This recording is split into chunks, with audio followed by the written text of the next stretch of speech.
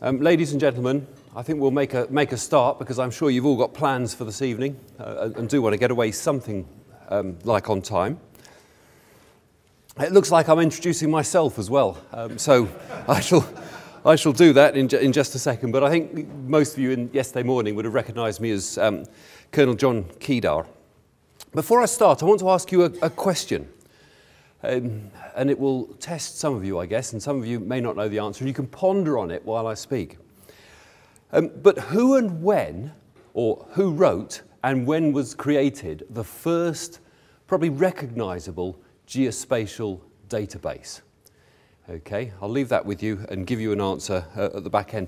Of course, if the conference organisers were more generous, I'd have a bottle of champagne for anyone that could get the answer approximately, but I haven't got one. So I'll just give you that answer at the end. Now, I work at Headquarters Engineer-in-Chief Army now.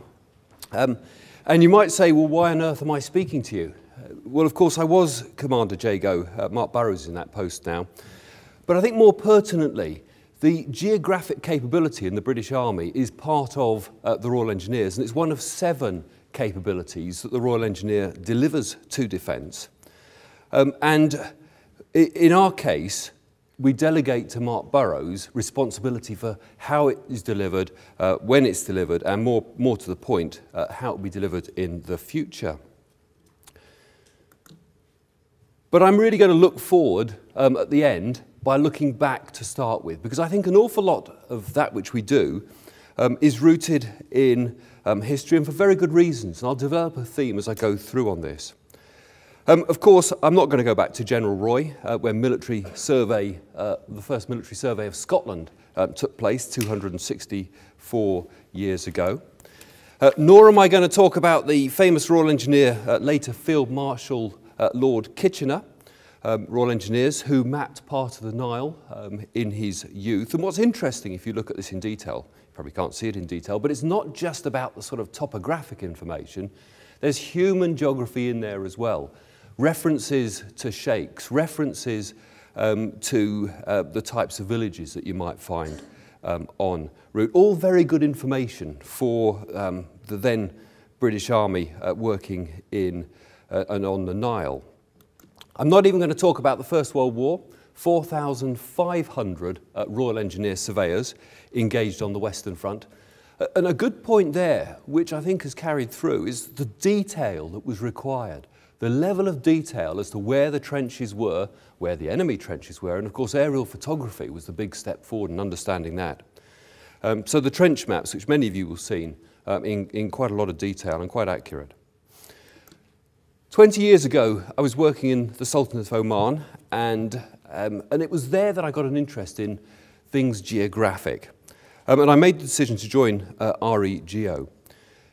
Coincidentally, and the real reason for looking back at history, is we've now had about 20 years where Royal Engineer geographic soldiers have been deployed every day on an operation somewhere in the world. And that really is why we're looking back 20 years. Now, of course, many of you will remember the Cold War. The lucky ones in here won't remember the Cold War. But Geo had a big part to play in those days too. We knew the battleground intimately. We knew in detail where we would fight. We knew the widths of rivers. We knew the marshy ground.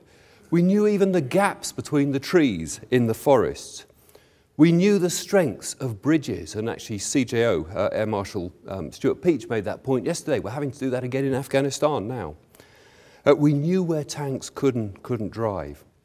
And the great thing was you combined that with your knowledge of the enemy and the enemy's direction. You combined it with weather, and you conducted terrain analysis as part of the whole intelligence preparation of the battle space process. We knew exactly where we were going.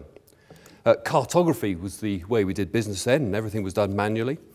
And in those days, the trucks that were driven by the field geographers, old Second World War vintage really, and that was where we were in 1990. But then in 1990, an Iraqi army of about 100,000 invaded Kuwait, and we weren't prepared. Our tanks had the wrong filters for operating in the desert. Our interoperability was a NATO interoperability, not one with the Gulf nations we ended up working with. Our maps were of Germany, not Kuwait.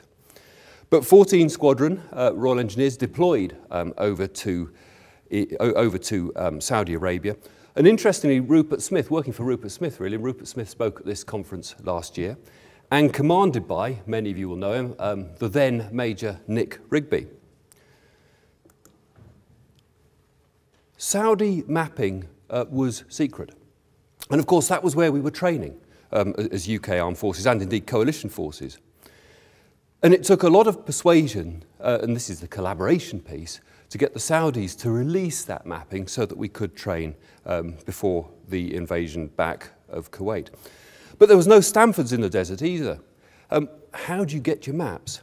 Well, the paper map supply system was set up with a range of depots, and mobile maps trucks, each carrying 70,000 maps. They still exist, actually, these trucks. 70,000 maps, a bit like Meals on Wheels. They turn up, you get the maps you want, they drive off again. But it was easy then. It was all paper. That was the one standard that we had to contend with. Of course, now in operations, there's a plethora of different digital standards. And one of the issues that people in theatre face is dealing with bespoke solutions, with bespoke standards of data, no means of translating the data standard from something that we use to something that the system uses, and perhaps 3 or 4 weeks to get the producer or the company back in UK to format data. And of course, that just doesn't work in an operational theatre. The first Gulf War, of course, was the first really with GPS, used largely in the air, but also to help the gunners on the ground with their precision points. And as young cavalry officers with lots of money bought their own handheld GPSs, coming into theatre for land navigation too. But we still trained sun compasses back then. Desert Storm, of course, is history. But the scorched earth policy, as Saddam Hussein left Kuwait, is not. And there was the great power of satellite imagery, because for the first time the world could really see the extent of the pollution caused by that scorched earth policy. And it was a legacy that stayed with us in politicians' minds for 2003. Well, the first Gulf War over, the real focus then for UK changed to the Balkans. Very different terrain, clearly, and a whole different task, very much United Nations focused in those days. And so detachments from different nations, but particularly UK in our case, teaming up and working with the United Nations there. And then in 1995, finally an agreement was reached, the Dayton Accord, which looked at and tried to divide the country in some equitable manner. The intriguing point, of course, was how the work was done in order to get to the lines that were drawn on the maps. The parties involved from former Yugoslavia didn't like the US 1 to 50 thou mapping. The US didn't like the Yugoslavian 1 to 50 thou mapping. The compromise was a 1 to 600 thou map, as you can see on the right there. And that is what the lines that were recognised as the inter-entity boundary line, the ceasefire line, were drawn upon. So you can just imagine that thick, smudgy pencil obscuring villages totally. And of course, this map was not planimetrically accurate. And that led to significant problems in 1996 in getting the two sides to agree where the lines would be. Another point there is field survey, again using GPS, was used to demarcate those lines. So once the lines had been agreed on the ground, field survey points put in. Very much a collaborative task, many nations involved, and at the same time training the various Bosnians to do the same thing so that they could take GPS as a capability and use that for their survey work. And associated with the lines, another message in giving understanding to people. This was trying to give understanding to the local populations about what was happening to them. So producing products in theatre, trying to get the message across as to how they were going to be affected by Dayton. And that's an image of the detailed, one of the detailed lines on a map. The interesting point I make on this is they changed frequently during 1996 as local agreements or as ARC brokered agreements. And when a change was made, you had literally weeks and days to get the new mapping printed in the US, out to theatre, issued to troops from 35 nations across the Balkans, so that everyone had that same common operating picture of where the entities were confined to. Map supply, I learned a valuable lesson on map supply there. Interestingly, it's the message that it's information, not paper. Forget the paper. Paper's a logistical item. A map is information, still is information, but other nations don't necessarily see it that way. Paper maps often seen as logistical items. And of course, in a multinational operation, another great sort of feature is the differences between the nations. There were 3 divisional headquarters out there. The US, very much military to the core, body armour and weapons wherever they went on base, including the ablutions. The French, Sunday lunchtimes, you could always get a good pint of wine with the meals. And us Brits, well, actually, we did things the way we always do, and we knew perfectly how to run operations out there, don't we? Geo-deployment. Big deployment, squadron level, about 100 people, with all the sorts of kit you can see there. Big box bodies with stuff in, printing presses, and a whole range of other equipment. But interesting, this was the first time that we deployed with GIS in the back of trucks. And a great debate, because there were the cartographers with their pen and ink that wanted to continue in that way, and there were the new era of digital folks that wanted to get on and do stuff on GIS. And of course, in those days, much of it was command line rather than Windows focused. Producing a range of products. Here's taking other people's information. We take mine's information in this case. You overlay it on a map.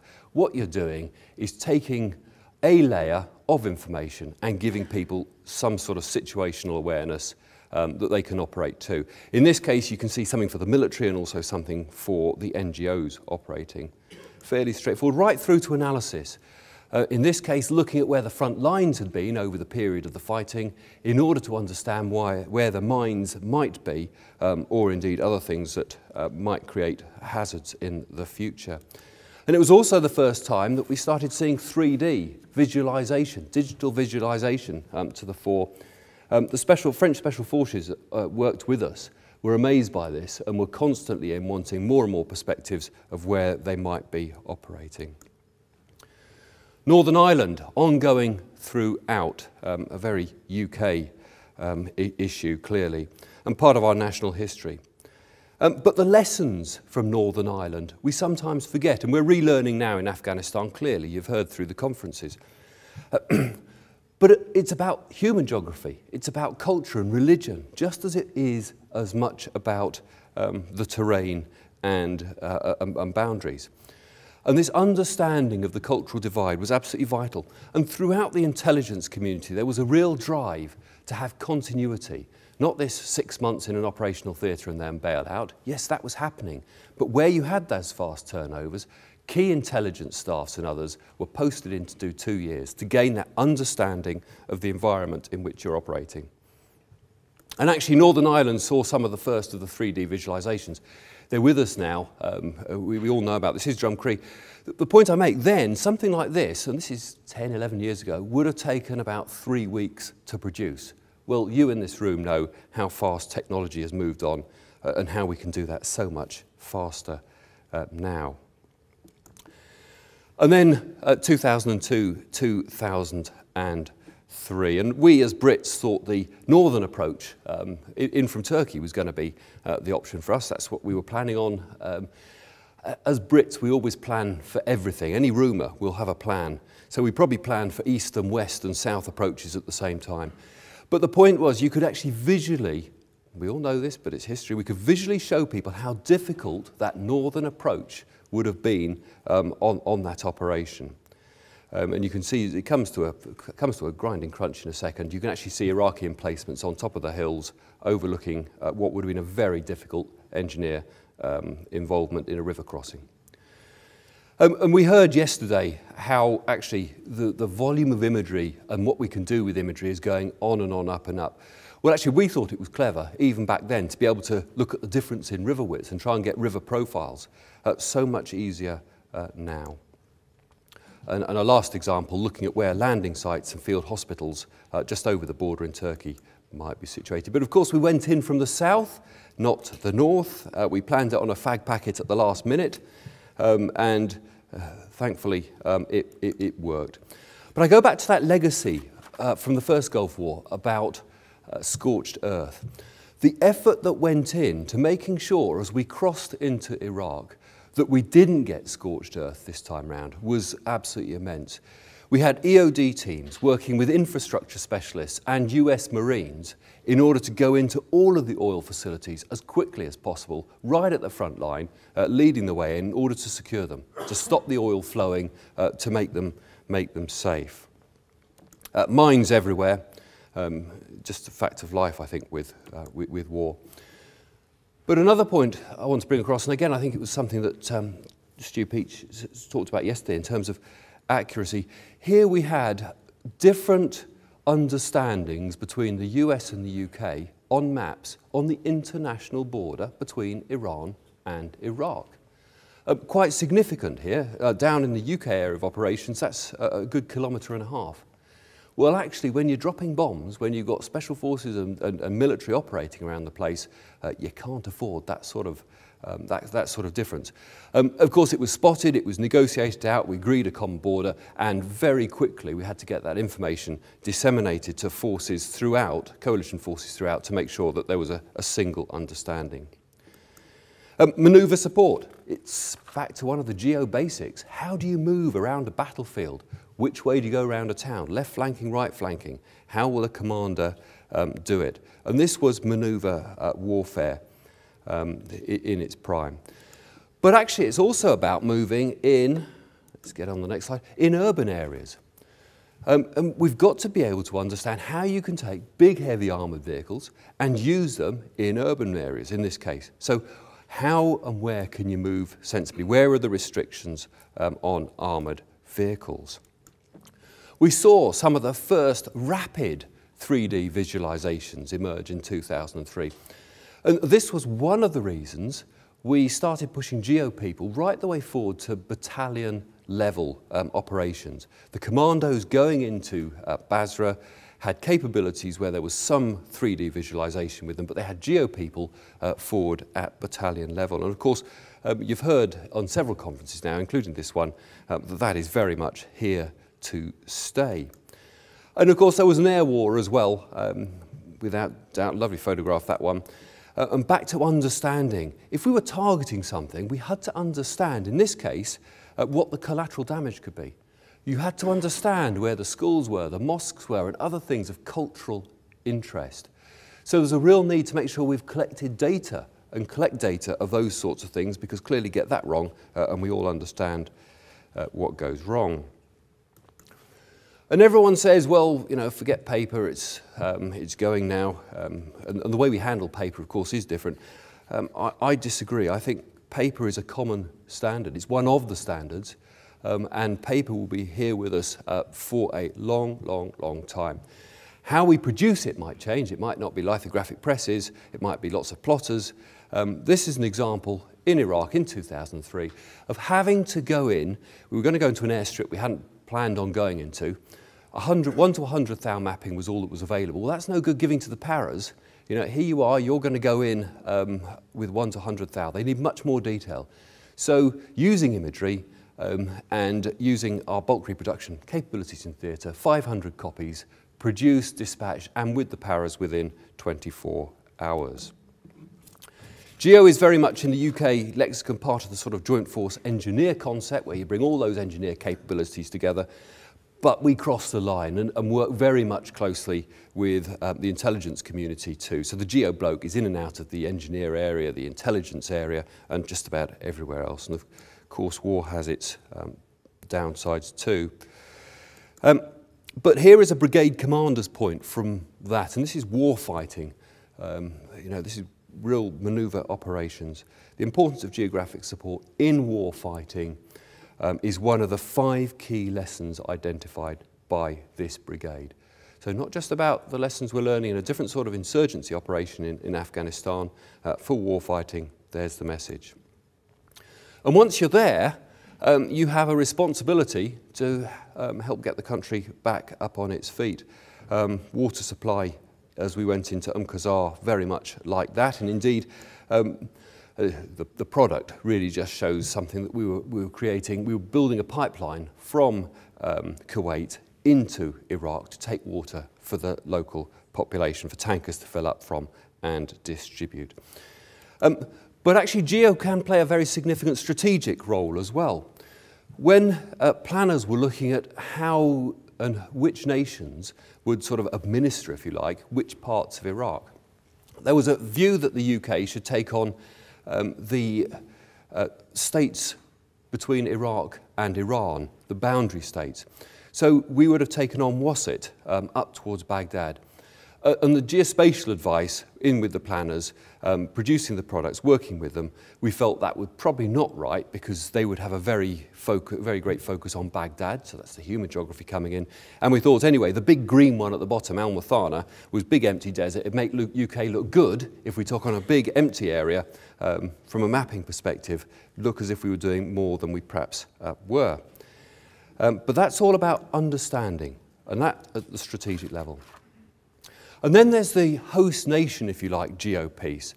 Again, Tim Cross, I think, spoke to you last night and probably talked about his time in Baghdad. And if he didn't, the piece of work we did up there was to look at the state of the Iraqi mapping agencies, military and civilian, after the conflict, to see actually how they would be in a position to provide the sort of mapping, geospatial support for the nation as it rebuilt.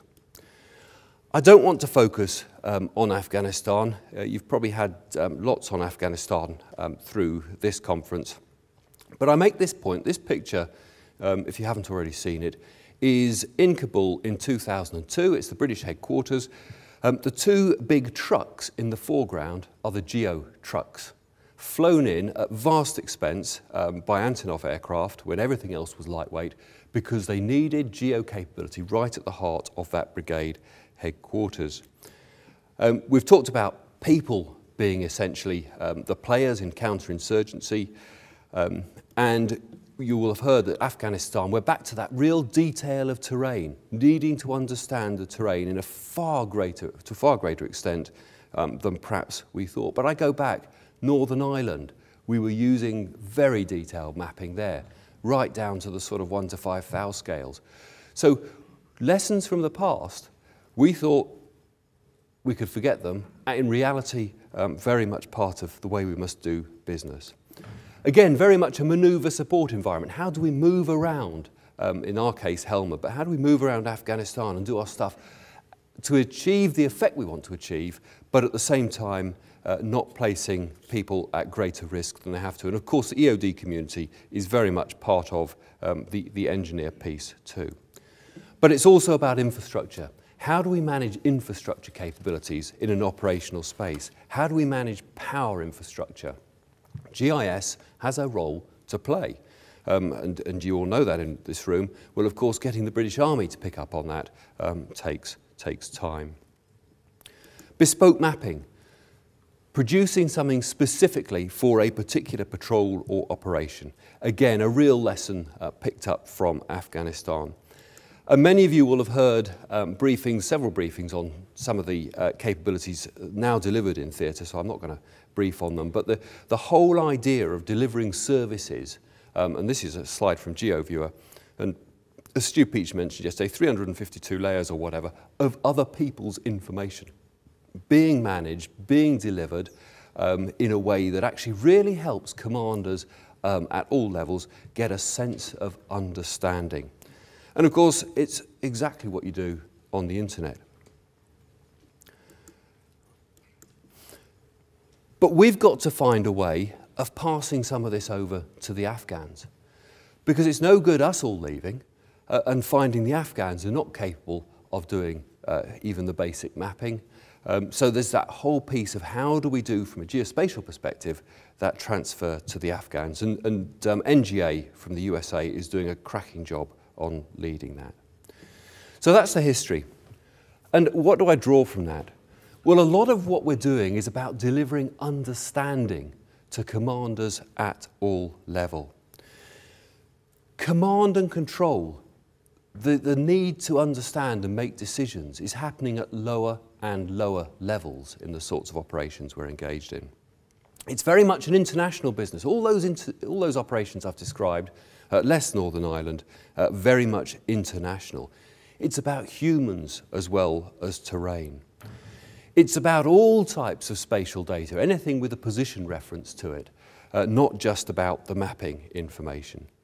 It's about highly trained people to deliver it. And actually, it's about the power of GIS now to be able to do so much more than we used to do with paper. Looking to the future, Colonel Mark Burrows talked about briefly on the future character of conflict yesterday, and I'm not going to expand on that greatly, but I do want to just take it one stage further, and I'll come back to it in a second. He described very much the environment, the battle space on the left, but actually other things are changing too. The adversary is changing. The type of ways in which they'll fight are changing. The new capabilities are changing too. And the way we generate forces are changing too. And the one thing that we've derived from this analysis is that the one edge that we can have from a UK perspective, because we no longer have the money for the latest technology necessary or the quantity of stuff that we need, is our people. We must have high quality, well-trained, thinking people. And we've got to give them the ability to understand the situation that they have to make their decisions in. And that's why I put understanding right at the centre of that. Well, understanding means different things, doesn't it, to different people? They might have a view. Is this perception or is it understanding? Different people, different views. But actually, the UK's Doctrine, Concepts and Development Centre has just published a publication, JDP, Joint Doctrine Publication 4, on understanding. This is one of the highest level doctrine publications. It ranks up alongside operations in importance. So it's a top level thing, and it defines what understanding is. And note right at the bottom there, accurate depiction possible. And that's a part we can play. And of course, you can get it wrong in conflict. Understanding wrong. We all know about Napoleon and his failures with Russia. He failed to really understand the terrain and climate, but most of all, he failed to understand the Russians and how they would react. The Russians didn't want a pitched battle, face-to-face, two armies like happened in the rest of Europe. They fought a guerrilla war. They left Moscow behind. They burnt the crops before them. And Napoleon didn't understand any of that before he went in. But at the tactical level, I showed one quote yesterday which comes up next, I think, so I haven't removed it from this presentation. But there's another quote from an intelligence perspective about how intelligence and geo really work together to deliver effect. And I think it goes back to something that Brigadier Jim Hockenhull was saying about the fact that decision-making is taken at lower and lower levels. And geo at low levels, at tactical levels, really low tactical levels, plays a big part. And there's yesterday's one. Don't read that again. I'll leave it up on screen while I just talk about something that a very senior British general said this summer. His name is General Barney Whitespunner. He's Commander Field Army, so he's responsible for the forces that deploy into theatre and preparing them, really. In an open forum, he was asked, come on, General, what should we do? Get rid of tanks, ships or aircraft? It was a leading question because they wanted him to say ships or aircraft or something. Well, of course, he's far more grown up. And he said, what we need is not more hardware at the moment. What we need is better ability to manage our information and exploit it. It's about delivering understanding. And that was how he answered the question, and that's at 3-star level. And this is all very much part of that which we as a geospatial community can deliver. JDP 4 talks about understanding and its place in the sort of cycle, part of the information cycle here. commander's direction at the top, situational awareness, then analysis, which takes you to comprehension and judgment together, give you understanding, decision, and so on. But the geospatial community and GIS can play a part throughout that process. So I've underlined some, there may be other words in there that you could underline too. Interpretation of information, common operating picture, analysis, consideration, comprehension. We can aid all of that far more now than ever before. But I just go back to my history, my 20 years. We have been doing that all along. We're just far more enabled to do so now. Going back to the future character of conflict. There were 5 bullets, and I'll take these last 5 slides to illustrate how we need to adapt from a UK perspective to deliver in the future. On the congested side, it's fairly obvious. Far more spatial information required, better imagery and elevation data, right down to the sort of tens of centimetres level. But not just vertical. We need to understand what's going on underground. You've heard that before in this conference. Inside the buildings. And there is the temporal piece we talked about yesterday. Multiple addressing. You've seen slides that show the compound maps in Afghanistan. That sort of addressing, postcodes, is just a part of life now. Census and other data. We need to know the census information, if there is such information, for somewhere we're going to act, because that is enabled geospatially and suddenly becomes a really powerful tool for operating in those congested areas. From a cluttered perspective, a number of thoughts there. There's a vast amount of information available. We all know this. How do we get hold of some of it that will help us present the understanding that we need to? Virtual reality. Increasingly now, simulation systems. Again, we talked yesterday about simulation systems and real data. But actually, so much can be done now with virtual reality. We're going to need to be able to supply the right data into virtual reality so that people can really prepare for the operations they're going to do. I'm not covering all of these points. On the constrained side, we're constrained in 2 ways. Accountability. Get it wrong, there's an inquiry. And the Nimrod crash clearly illustrates that. But for geospecialists, and indeed anyone in the intelligence environment, if we get it wrong, that understanding is wrong, wrong decisions are made. So we must get our analysis and our portrayal, our geospatial work, must be right. It's back to that training and quality of people, and indeed keeping the records, keeping records of products and advice, because one day it will come up in tribunal. But the second part of constrained is the very fact that I discussed earlier, that UK has not got that leading edge in many respects because of the sort of technological edge moving elsewhere. And I go back a number of points there, but it's back to collaboration, it's back to quality of our people, and I think it's back to working far better between the military and the civil sector. The civil sector has fantastic experts in things like flooding, in subjects such as geology, a whole range of different things. Well, actually, when it comes to doing analysis about Helmand River flooding, instead of us trying to do it with little knowledge of flooding, we need access to that real deep understanding, and then we can add even more value. Connected. The conference has talked about connected an awful lot, and I'm only going to draw out and reiterate the governance piece, the SDI piece, if you like. I introduced security, because actually you change the coordinates of some important piece of information somehow on a system, and actually we could be bombing, targeting the wrong site. There's a whole security aspect there that I think the geospatial community has not necessarily thought through as much as it could. And lastly, pan-government, cross-government integration. We don't go into a war zone as an army and fight alone. Foreign and Commonwealth Office, DFID, and indeed other intelligence services are all there with you. well, there's no point in us all having our own constrained system. Somehow we need to be able to move information across so that we have a common view as best possible of the space in which we operate. And the last point is contested.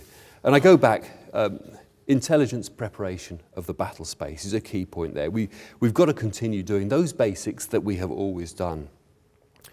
But there's also a new question here, and also with the congested, I suppose, and that's about how do we, the difficult terrain we're going to fight in, perhaps underground, inside buildings, how do we capture the data that is necessary to enable people to get the understanding and plan for those sorts of operations?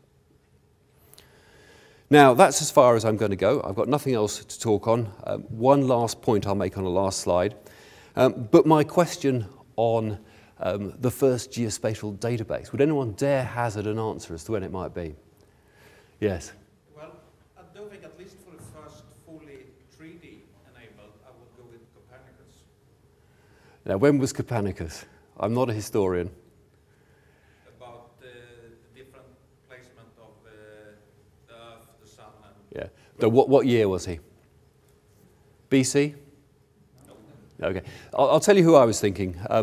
Chap called Ptolemy, and in about 150 AD, he wrote a book called Geography. And it wasn't a textual book, or there was text in it. It was a list of 8,000 different places in the known world, for us then, which was, of course, far smaller than it is now. It didn't have America. Some would say that's perhaps a better thing, but I'll keep quiet on that. No, it didn't have America because we hadn't discovered America then. But the known world, he had 8,000 major places and mountain ranges and so on spread across that. He had the latitude and longitude of those places, and he had a list of those 8,000 with their position. Just digitize that and you have got a simple, straightforward geospatial database. That's, nearly 1,800, 1,900 years ago. Nick, did you hear that one? No, okay. Right, just to close then, bring it to a close. I've got one message really. We've got to, as geospatial folks, do what is necessary here. Those 352 layers of information that Stu Peach talked on, there is no way most people in the Army would have a clue how to geospatially enable information. They'll put grids against things and so on. We've got to help them use their information better. We've got to help them prepare their databases and their information in a way that we can then use in GIS in order to help them understand what they're doing and work better. And I think that's the piece that we, in the short term, need to focus on. But in a sense, hasn't that always been the case? If anyone dares ask a question, you're welcome to do so, but I do know that it's about 4:30, and that's the limit of my time. But I will take a couple of questions if anyone would like to. Good. Right. Have a nice evening in London tonight. Thank you.